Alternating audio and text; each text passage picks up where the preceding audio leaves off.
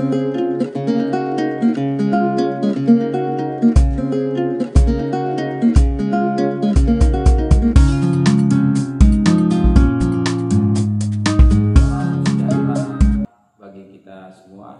malam, selamat kita menikmati kasih kemurahan Tuhan, kebaikan Tuhan yang terus menyertai kita sampai pada malam ini.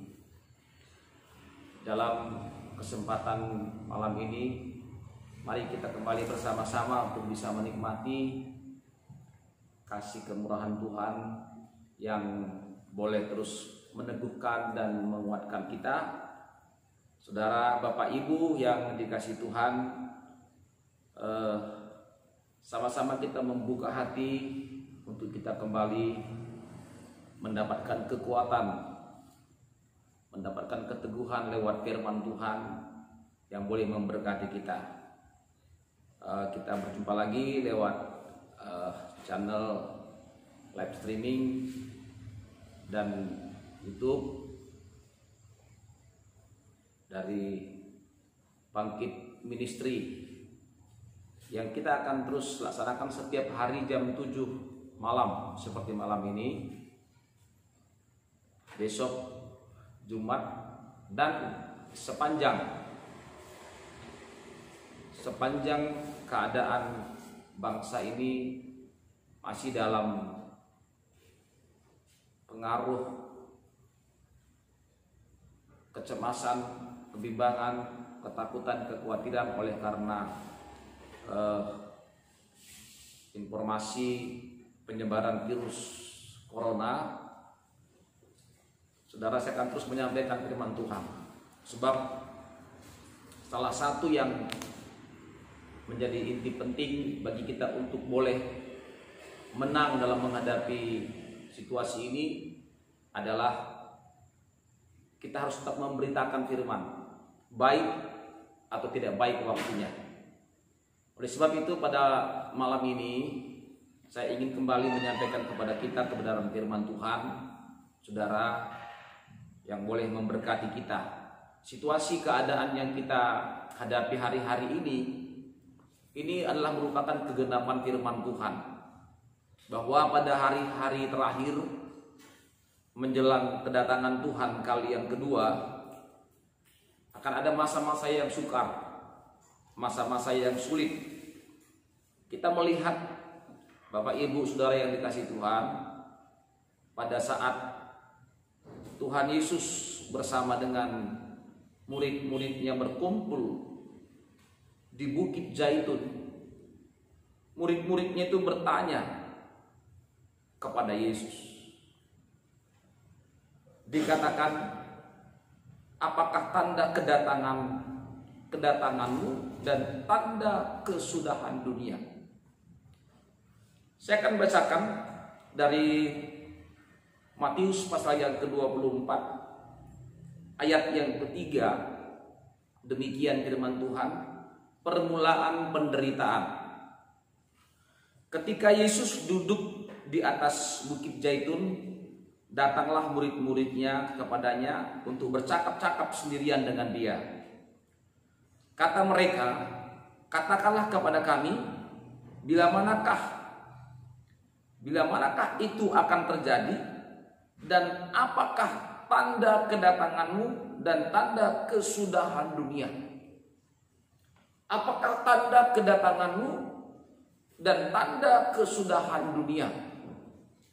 Tentu ayat ini berbicara tentang kedatangan Tuhan kali yang kedua. Saudara, murid-murid bertanya, apa tanda kedatanganmu dan apa tanda kesudahan dunia? Saudara yang kekasih, kalau kita melihat daripada pertanyaan ini, maka kita akan mendapati jawaban yang disampaikan oleh Yesus kepada murid-murid itu sudah mulai terlihat di hari-hari terakhir ini, di akhir zaman ini. Saudara, saya telah menyampaikan kepada kita dalam pembukaan meterai, 7 meterai. Meterai yang pertama meterai yang kedua, ketiga, dan keempat itu sangat berkaitan dengan Matius pasal yang ke-24. Erat hubungannya, saudara. Saya menyampaikan ini tujuannya adalah untuk kesiapan kita, ya, untuk kesiapan kita di dalam menghadapi kesukaran-kesukaran yang akan terus datang menjelang kedatangan Tuhan. Yesus menjawab pertanyaan murid-murid dalam Matius pasal 24 ayat yang keempat. Jawab Yesus kepada mereka, "Waspadalah supaya jangan ada orang yang menyesatkan kamu." Nah, kita melihat, saudaraku, ya, bahwa kedatangan Yesus, tanda yang pertama yang disampaikan adalah penyesatan. Di dalam meterai yang pertama kita melihat dalam Wahyu pasal yang ke-6, ketika meterai pertama yang dibuka, kemudian ada kuda putih dan penunggangnya. Saudara yang kekasih, kita melihat penunggang kuda putih itu kemudian merebut kemenangan. Yang menungganginya itu merebut kemenangan. Di dalam Wahyu pasal 6, saya ingin kembali sedikit mengulas, ya, membaca kepada kita ayat 1. "Maka aku melihat anak domba itu membuka yang pertama dari ketujuh meterai itu, dan aku mendengar yang pertama dari keempat makhluk itu berkata dengan suara bagaikan bunyi guru, 'Mari.' Dan aku melihat sesungguhnya ada seekor kuda putih, dan orang yang menungganginya memegang sebuah panah, dan kepadanya dikaruniakan sebuah mahkota. Lalu ia maju sebagai pemenang untuk merebut kemenangan." Ya, ini bicara tentang penyesatan, Mesias palsu, ya, Mesias palsu, saudara, penyesatan nabi-nabi palsu yang menyesatkan seluruh dunia. Tanda yang pertama sekali yang Tuhan sampaikan adalah penyesatan. Penyesatan. Akan banyak nabi-nabi palsu yang muncul dan menyesatkan banyak orang. Itu Alkitab katakan, saudaraku. Oleh sebab itu mari kita mempersiapkan diri kita, jangan sampai kita disesatkan. Dan yang kedua, Alkitab mencatat tanda yang kedua adalah deru perang. Deru perang artinya peperangan. Kenapa peperangan terjadi? Dalam meterai yang kedua kita melihat kuda merah padam itu mengambil damai dari bumi ini, sehingga bangsa akan bangkit melawan bangsa. Peperangan terjadi di muka bumi ini. Saudara, ada peperangan, ada deru perang. Damai diangkat. Itu merupakan semua tanda-tanda kedatangan Tuhan. Dan yang ketiga kita melihat ada kelaparan, gempa bumi. Kelaparan dan gempa bumi. Saudara, itu juga dinyatakan dalam Matius pasal yang ke-24 ini. Kelaparan dan gempa bumi. Kita melihat, saudara, dalam meterai yang ketiga ada kuda hitam. Saudara yang kekasih, di Wahyu pasal yang ke-6 dikatakan ada kuda hitam, ya, seekor kuda hitam yang menungganginya ialah yang membawa timbangan di tangannya. Saudara yang kasih, terjadi krisis. Kelaparan itu kesulitan ekonomi. Krisis ekonomi, masa-masa yang sulit, masa-masa yang sukar. Dan itu sedang terjadi. Kalau gempa itu sudah sering kita dengar, saudara. Dan efek dari gempa itu membuat juga orang banyak sengsara. Saudara yang kekasih, dan ini semua kegenapan firman.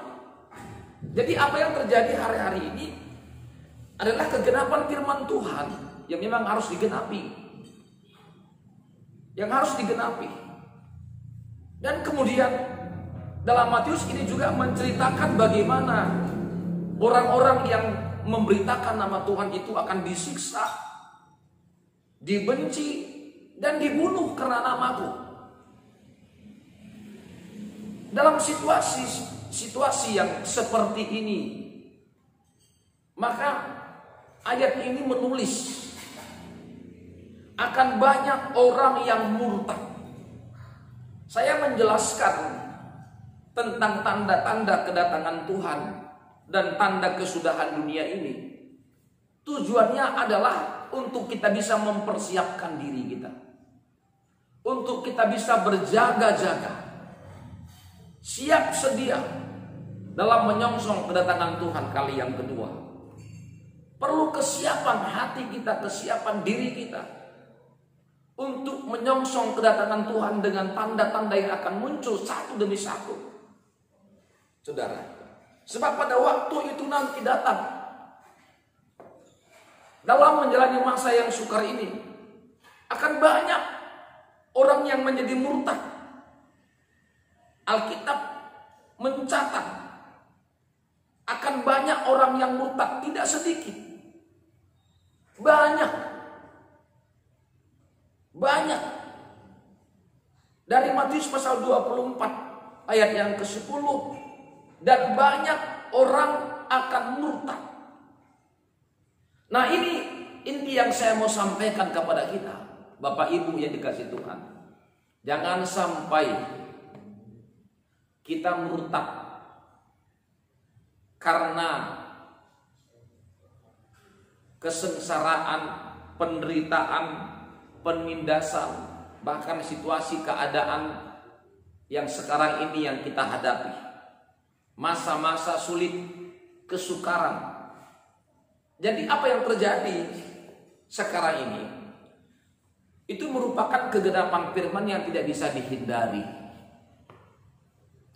Bagi kita adalah mempersiapkan diri kita untuk kita tetap berdiri kokoh, berdiri teguh. Jangan sampai murtad. Jangan sampai murtad. Itu sebabnya orang-orang yang diselamatkan nanti itu adalah orang yang bertahan sampai pada kesudahannya. Orang yang bertahan sampai pada kesudahannya, mereka lah yang akan diselamatkan oleh Tuhan. Tapi orang yang tidak bertahan dalam aniaya, penindasan, kesengsaraan, kelaparan itu datang, saudara, mereka akan menjadi murtad. Saya berdoa bagi seluruh umat Tuhan, bagi semua Bapak Ibu yang dikasih Tuhan, supaya semua kita bisa menjaga hati kita, pikiran kita, seluruh hidup kita ini lewat kebenaran firman Tuhan. Ini menjadi esensi, menjadi inti yang saya mau sampaikan pada malam ini kepada kita. Saudara, biarlah kita bukan orang-orang yang banyak yang menjadi murtad itu, tapi biarlah kita orang-orang yang bertahan sampai pada kesudahannya. Yang bertahan sampai pada kesudahannya itu tidak mudah. Saudara, kalau kita nggak tertanam dalam baik Tuhan, mana mungkin kita bisa bertahan dalam aniaya, dalam penderitaan. Dan kita melihat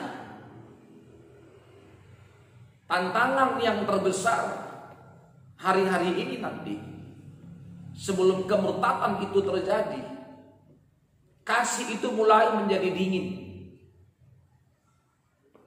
Orang-orang sudah mulai kehilangan hubungan dengan Tuhan, kehilangan persekutuan dengan Tuhan. kehilangan gairah untuk berdoa, kehilangan gairah untuk menyembah, untuk meninggikan, untuk mengagungkan Tuhan. Oleh sebab itu perlu kita mendengar firman. Perlu kita mendengarkan firman Tuhan yang boleh menguatkan dan meneguhkan kita. Kemurtadan. Kenapa bisa terjadi kemurtadan? Apa sih artinya murtad? Murtad itu berarti orang mulai tidak mengikuti, tidak menempuh jalan Tuhan. Orang tidak lagi hidup sesuai dengan firman, tapi orang mulai menempuh jalan yang dipilih hatinya, menurut hatinya, menurut pikirannya. Di dalam Yesaya pasal 57 ayat yang ke-17, Yesaya, saya akan bacakan kepada kita dalam Yesaya pasal yang ke-57. Yesaya pasal yang ke-57 ayatnya yang ke-17. Yesaya pasal 57, saya juga berharap kita boleh membuka ayat ini bersama, ya, supaya kita juga mendapatkan keteguhan, kekuatan. Saya akan bacakan Yesaya 57 ayat 17. Aku murka karena kesalahan kelobaannya. Aku menghajar dia, menyembunyikan wajahku dan murka. Tetapi dengan murtad ia menempuh jalan yang dipilih hatinya. Jadi orang yang murtad itu orang yang tidak berjalan lagi sesuai dengan firman. Orang yang tidak berjalan lagi sesuai dengan kebenaran firman. Orang tidak berjalan lagi sesuai dengan apa maunya Tuhan, tapi apa maunya, keinginan hatinya. Bukankah kita melihat pada zaman Nuh sebelum air bah datang juga sama? Manusia masing-masing sudah rusak hidupnya. Mereka menjalankan hidup yang rusak. Menjalankan hidup yang rusak menurut keinginan hatinya, menurut kemauannya. Saudara, itulah kemurtadan. Jadi orang yang sudah mulai tidak lagi bergerak sesuai dengan jalan Tuhan, tidak sesuai dengan keinginan Tuhan, hati-hati. Orang itu sedang menuju dalam jalan kemurtadan. Dan ketika orang berjalan dalam kemurtadan, jelas endingnya itu pasti kebinasaan. Sebab Alkitab dengan jelas mencatat, saudara, kemurtadan itu akan menuju maut. Di dalam Amsal 12 ayat yang ke-28, kemurtadan itu menuju maut. Jadi akhir hidupnya orang itu akan binasa. Oleh sebab itu kita terus merindukan firman yang boleh meneguhkan, menguatkan kita, supaya kita mengerti, memahami yang terjadi hari-hari ini adalah kegenapan firman. Sebab Alkitab sudah mencatat, saudara. Maka siapkan diri kita, berjaga-jaga, sebab kamu tidak tahu kapan Tuhan itu datang. Siapkan diri kita, jangan sampai kita hidup dalam kemurtadan. Hati-hati kalau sudah mulai kasih kita menjadi dingin, karena tidak mampu menghadapi situasi keadaan yang ada sekarang. Apa yang membuat orang itu bisa menjadi murtad? Apa yang membuat orang itu menjadi tidak mengikuti kebenaran, tapi mengikuti kebenarannya sendiri, mengikuti hatinya, keinginannya, saudara. Sehingga dia tidak lagi memahami kebenaran firman, nggak memahami keinginan Tuhan. Ini bukan soal persoalan karena orang itu tidak ibadah, saudara.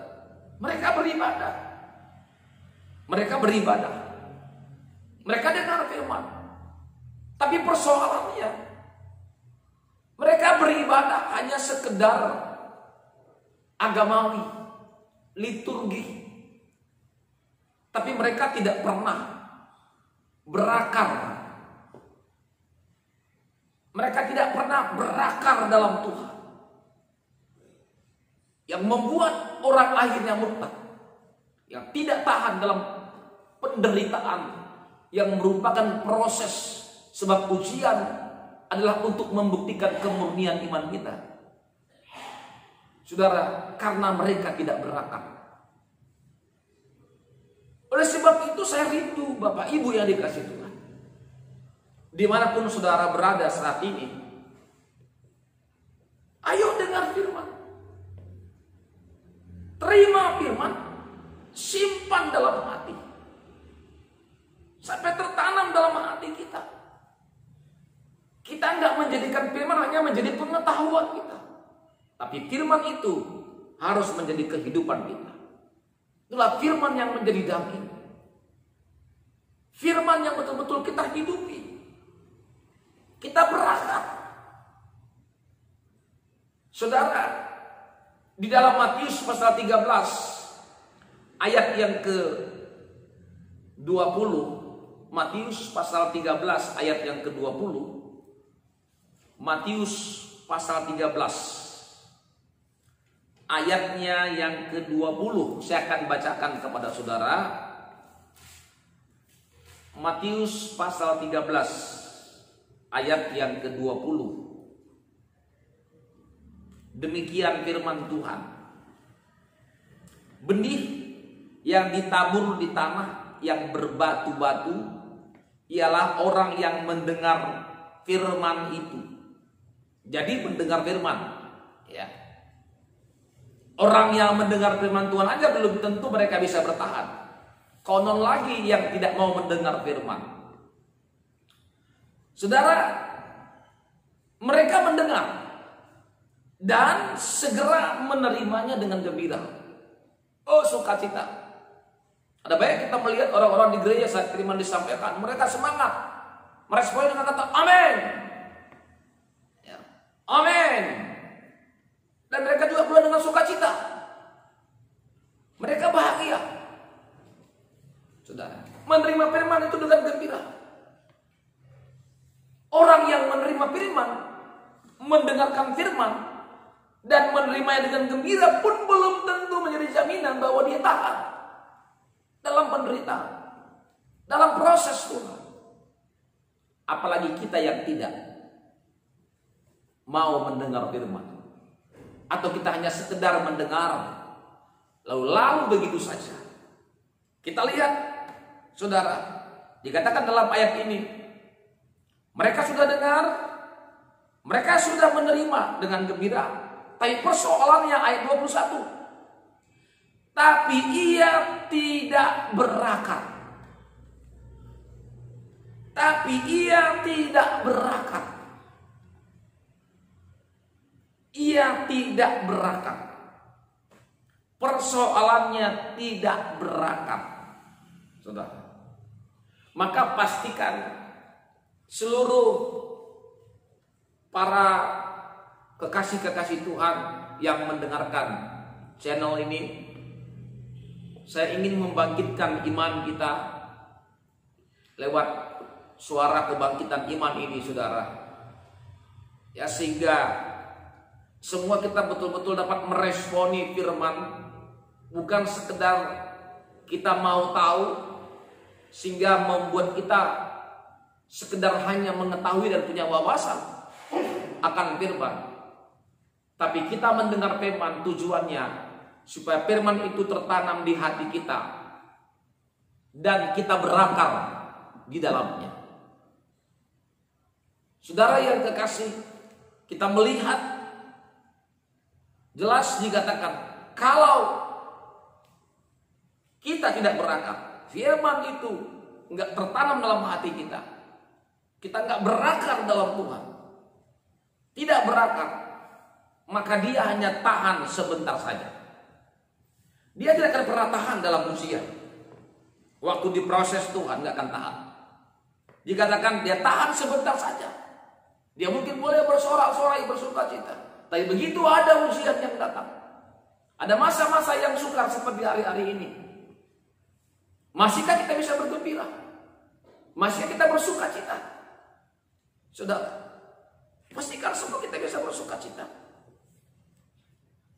Kita bisa berbahagia karena kita tahu ini semua seizin Tuhan. Seizin Tuhan terjadi. Ini satu proses yang Tuhan izinkan. Di sini akan terlihat nanti siapakah orang-orang yang memiliki iman yang murni.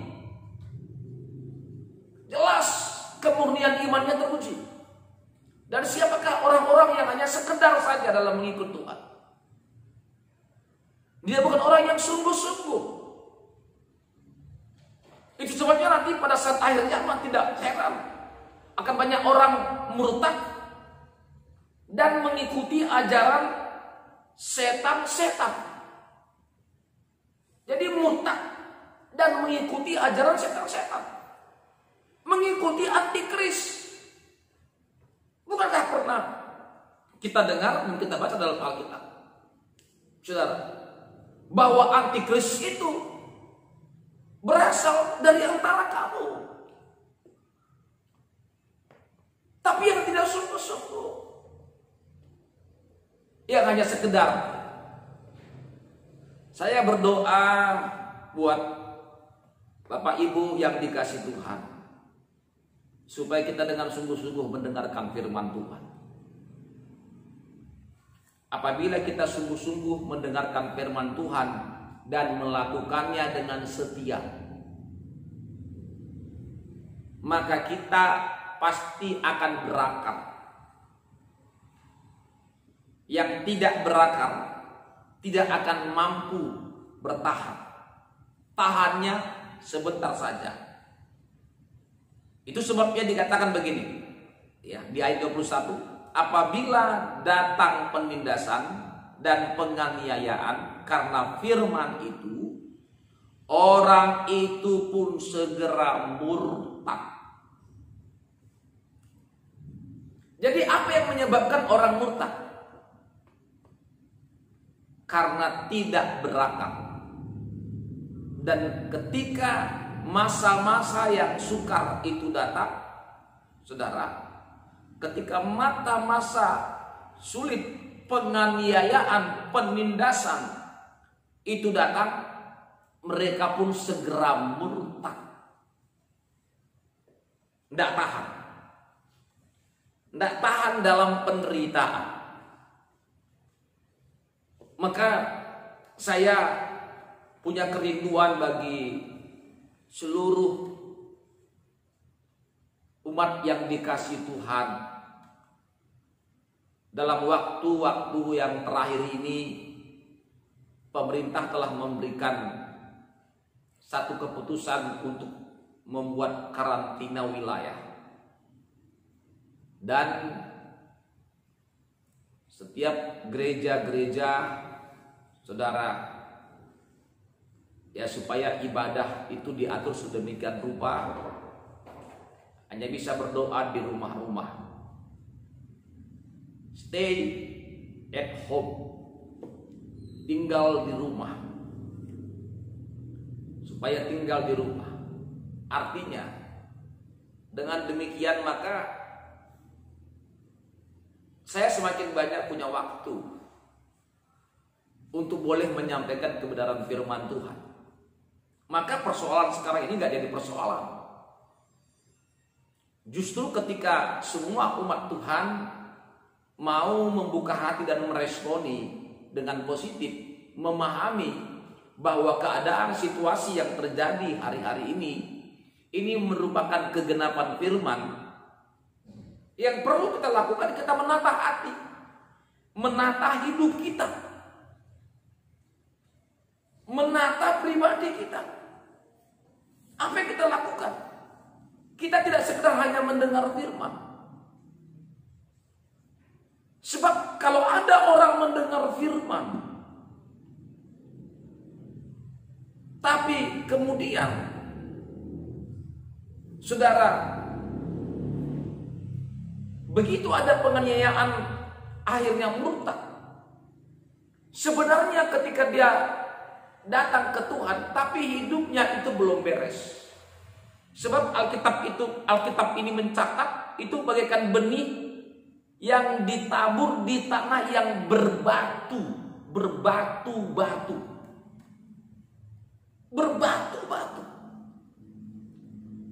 Bagaimana mungkin benih itu bisa berakar kalau benih jatuh di tanah yang berbatu? Mungkin berakar pun dia, tapi akarnya tidak sampai menembus ke air. Alkitab dengan jelas mencatat dalam Mazmur pasal 1, saudara, dan juga di dalam Yesaya itu dituliskan, saudara yang kekasih, orang yang tertanam dalam bait Tuhan itulah orang yang mendengarkan firman dan melakukannya. Dia seperti pohon yang ditanam di tepi aliran air, yang akarnya merambat sampai ke batang air. Dan orang yang demikian, dalam musim kering pun daunnya tidak akan layu. Dalam masa-masa sulit, masa-masa kesukaran, saudara, daunnya tidak akan pernah kering, tetap segar, dan tidak pernah berhenti menghasilkan buah. Jadi kita nggak bisa menjadikan satu alasan karena situasi keadaan sekarang ini kemudian kita berhenti menghasilkan buah. Nggak bisa, saudara. Justru kalau kita berakar dan sampai akarnya sampai ke tanah, sampai ke air, sampai ke batang air, saudara, kita melihat, maka pohon itu akan terus berbuah dan daunnya tidak akan pernah menjadi kering. Kekeringan rohani itu bagaikan kehilangan kasih yang menjadi dingin. Nah, sekali lagi saya menyampaikan kebenaran firman hari ini bagi kita, malam ini bagi kita. Tujuannya adalah untuk kita bisa mempersiapkan diri kita dalam menyongsong kedatangan Tuhan kali yang kedua. Tidak ada jalan yang lain untuk bisa memberikan kekuatan bagi kita, untuk kita bisa bertahan dalam masa-masa yang sukar. Sebab Alkitab ini jelas mencatat, saudara, siapa yang bertahan sampai pada kesudahannya, dalam Matius 24 ayat yang ke-13, akan diselamatkan. Jadi yang hanya bertahan sampai pada kesudahannya, tapi yang tidak bertahan ketika ada proses, ada masa-masa yang sukar, ada masa-masa yang sulit terjadi, saudara, kemudian akhirnya dia murtad. Kemurtadan itu menuju kepada maut. Saya terus berdoa buat semua umat Tuhan. Saya berdoa supaya tetap memiliki iman yang teguh. Kehidupan rohaninya terus bertumbuh sampai tingkat pertumbuhan dewasa penuh yang tidak bisa diombang-ambingkan oleh rupa-rupa tipu daya manusia dan angin pengajaran. Sebab kita tahu akan banyak penyesatan di akhir zaman. Saudara, disesatkan dan menyesatkan. Maka hati-hati. Sekali lagi kita kembali kepada firman. Kembali ke Alkitab. Ini pegangan kita. Statement-statement yang kita keluarkan. Saudara yang kekasih, kalau tidak berdasar pada firman, itu juga akan menyesatkan kita. Tapi kita belajar, saudara, selalu berpegang kepada firman. Tidak mengikuti hati kita, selera kita, keinginan kita. Jadi yang bertahan sampai pada kesudahannya, yang akan bertahan. Jadi sekali lagi, jangan saudara kira kalau ketika, sudah dengar firman, aku sudah doa, sudah ibadah, udah pasti bisa bertahan. Belum tentu. Kalau yang demikian saja belum tentu. Apalagi yang tidak mendengar firman. Artinya apa? Mendengarkanlah dengan sungguh-sungguh. Tidak sekedar hanya mendengar. Perhatikan cara kamu mendengar. Harus mendengar dengan sungguh-sungguh. Sudah.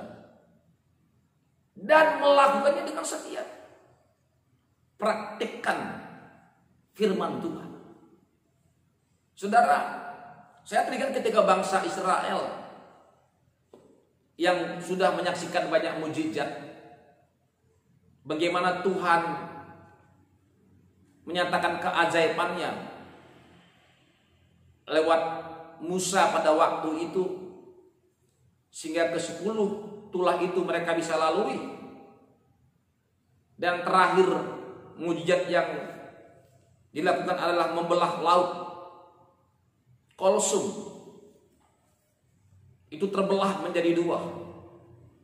Sehingga semua bangsa Israel itu berjalan di tanah yang kering, walau di tengah lautan. Saudaraku, sudah pun mereka begitu menyaksikan banyak mujizat, banyak keajaiban, tetapi pada akhirnya sebagian besar dari mereka Tuhan tidak berkenan. Tuhan tidak berkenan, saudara, kepada mereka. Sebab apa? Sebab mereka tidak bisa bertahan sampai pada kesudahan. Mereka justru ingin kembali ke Mesir ketika proses itu datang. Ketika ujian itu datang. Ada berapa banyak orang ketika masalah datang, persoalan datang, ujian datang, saudara, akhirnya kembali kepada kehidupan yang lama, kembali kepada dunia. Saudara yang kekasih, dan kita melihat bagaimana pada waktu itu dalam 1 hari saja, 1 hari ada 23.000 orang yang harus tewas. Sebagian besar dalam 1 Korintus pasal yang ke-10 dikatakan demikian firman Tuhan. Tetapi sungguh pun demikian. Sungguh pun demikian. Sungguh pun demikian, artinya sungguh pun mereka sudah makan. Mereka sudah menyaksikan mujizat. Mereka juga sudah makan makanan rohani yang sama, minum rohani yang sama. Dan sumber hidup mereka dari batu karang, itulah Yesus. Sungguh pun demikian, Allah tidak berkenan kepada bagian yang terbesar.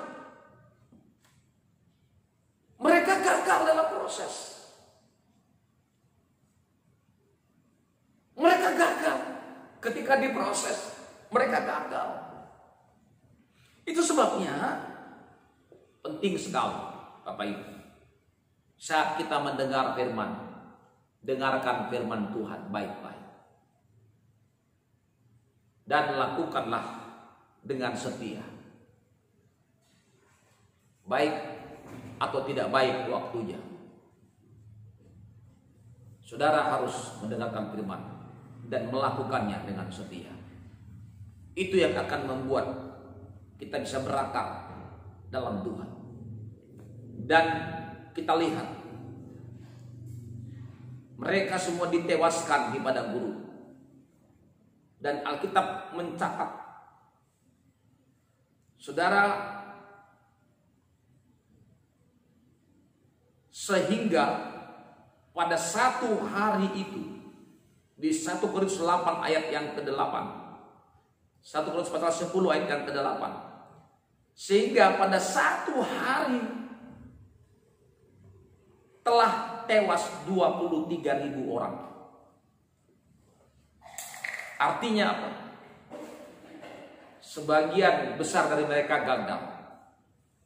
Maka saya berdoa, sebab Alkitab mencatat ini menjadi peringatan bagi kita, untuk kita yang hidup di akhir zaman ini.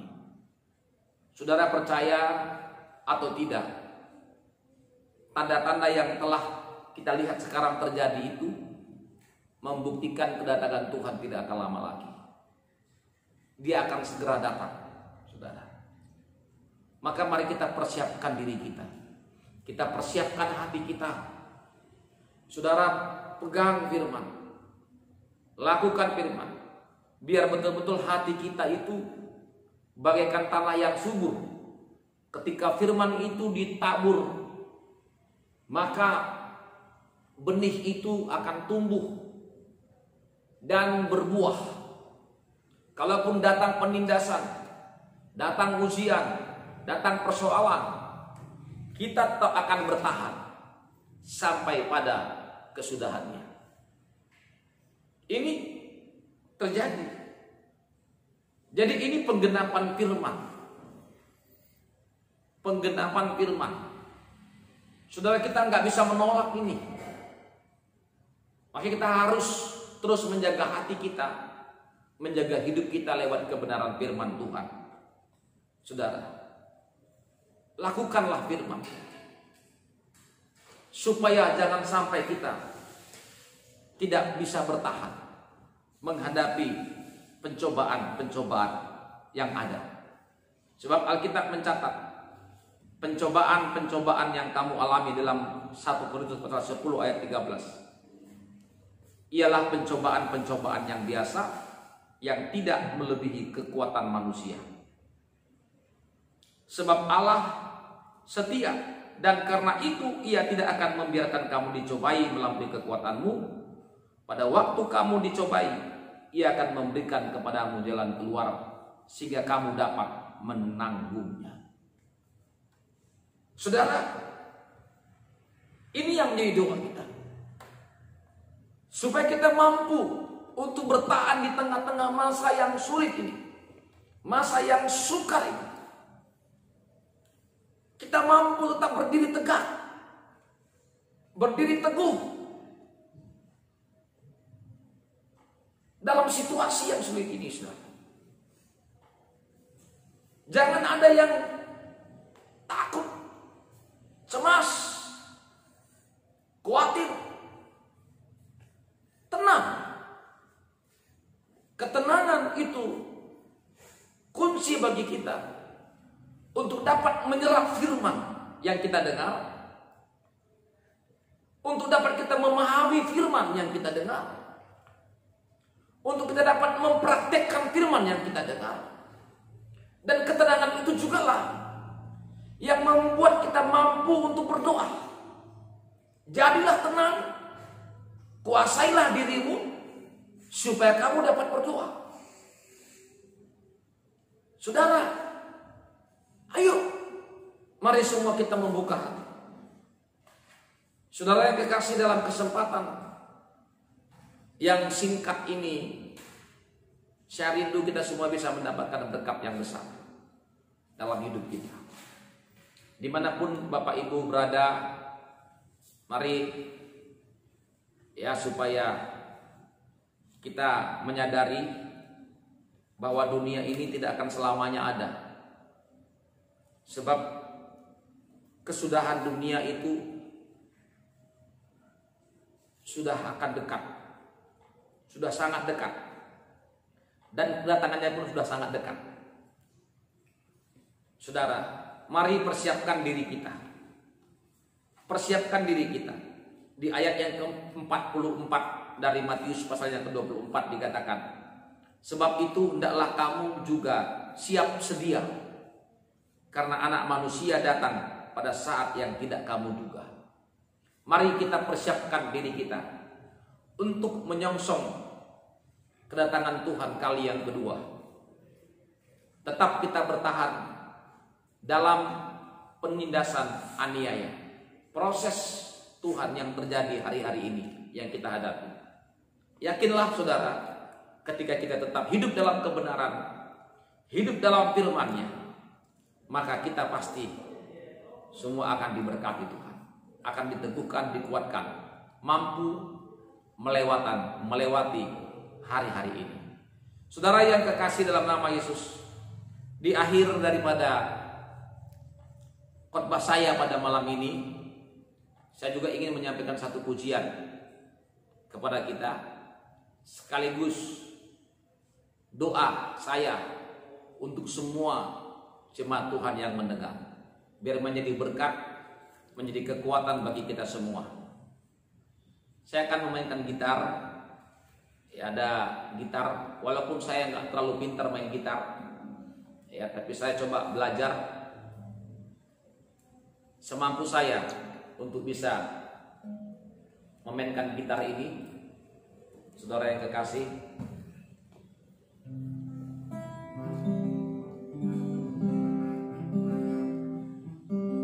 judul lagu ini diambil dari Kidung Mempelai, bertahan dan kuatlah. Bertahan dan kuatlah. Bertahan sampai pada akhirnya. Semua pasti indah pada waktunya, asal kita berpegang pada firman Tuhan.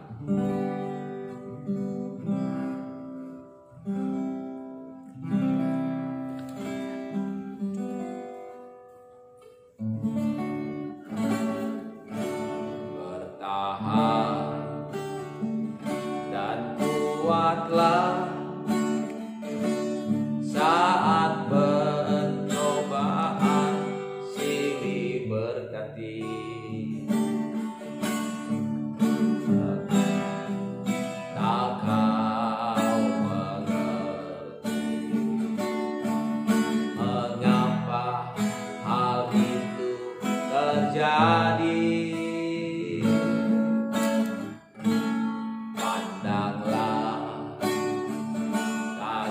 mempelai surga di atas segala kesusahanmu, mengerti tetesan air matamu, saling di atas segalanya,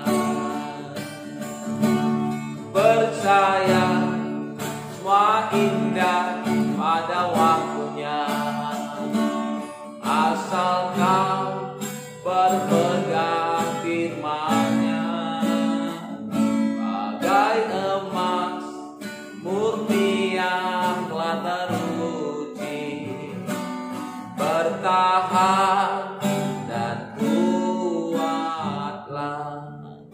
Sama-sama kita menaikkan pujian ini. Bertahan dan kuatlah. Bertahan dan kuatlah saat pencobaan silih berganti. Meskipun takkan mengerti mengapa hal itu terjadi, pandanglah kasih mempelai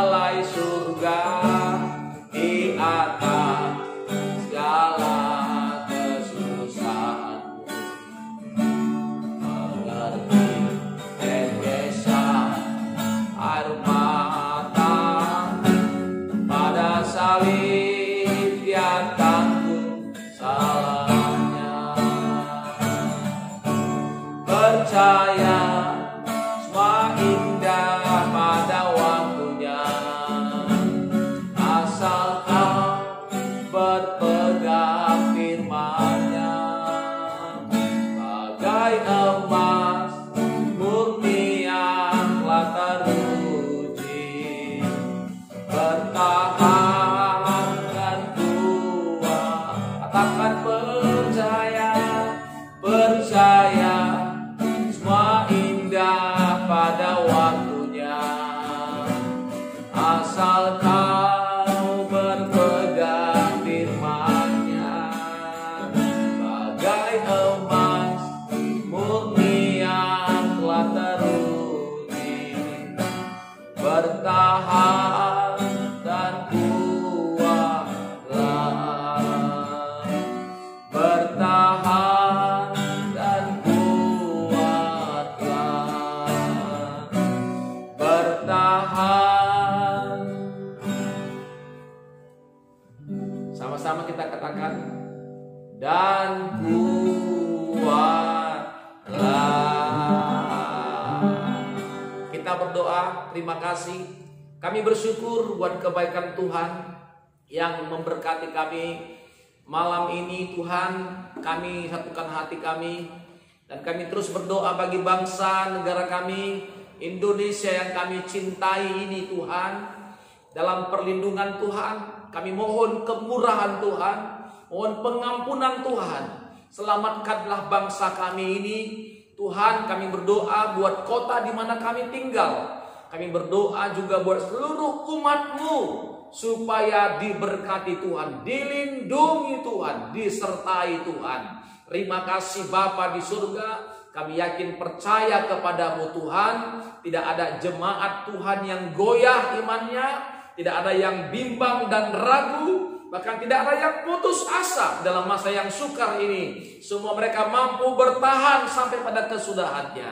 Dan kami yakin semua pasti indah pada waktunya. Terima kasih Bapa di surga. Tetap kami berdoa, hamba-Mu berdoa, jika ada dari umat-Mu yang sakit, nyatakan keajaiban Tuhan, nyatakan mujizat Tuhan, nyatakan kebesaran Tuhan. Dalam nama Tuhan Yesus kami berdoa dan bersyukur kepada-Mu Tuhan. Terpujilah Tuhan. Segala pujian, hormat, kemuliaan kami kembalikan kepada Tuhan kami yang hidup, Yesus Kristus yang ajaib, dan Roh Kudus yang terus menyertai, melindungi kami dari sekarang dan sampai selama-lamanya. Bersama-sama kita berkata, amin. Puji Tuhan, Tuhan Yesus memberkati. Shalom.